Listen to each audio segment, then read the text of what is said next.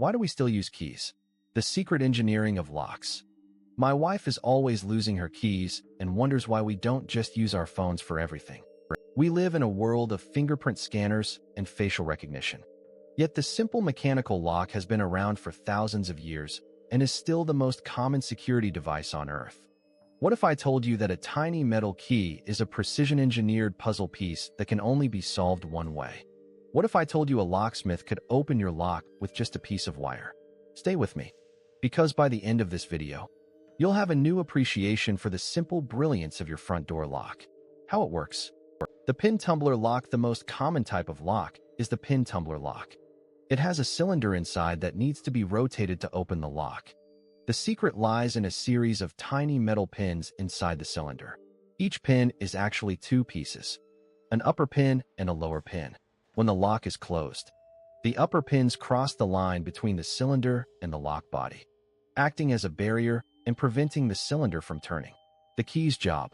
Aligning the pins. This is where your key comes in. The key has a unique set of grooves and cuts, called bitting, that are a precise match for the pins inside the lock. When you insert the key, the bitting pushes the lower pins up to a specific height.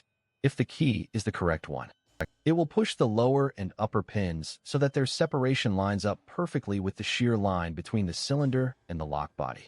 At this point, the pins are no longer blocking the cylinder, and you can turn the key to open the lock. It's a perfect alignment puzzle.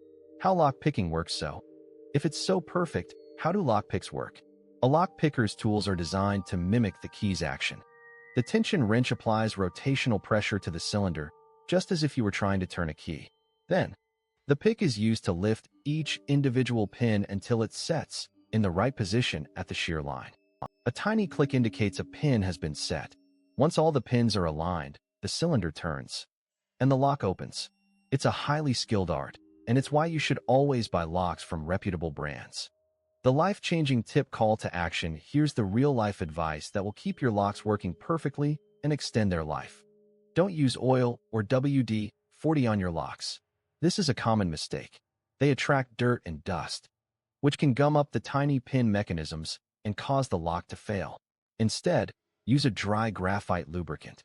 You can get it at any hardware store. Just a little puff of graphite dust inside the keyhole will keep the pins moving smoothly for years, preventing jams and saving you a call to a locksmith. So, the next time you use your keys, remember you're not just turning a piece of metal, you're solving a miniature puzzle. If you found this useful, give us a like, share this with a friend who's always struggling with their lock, and subscribe to How It Works for more incredible secrets about everyday items.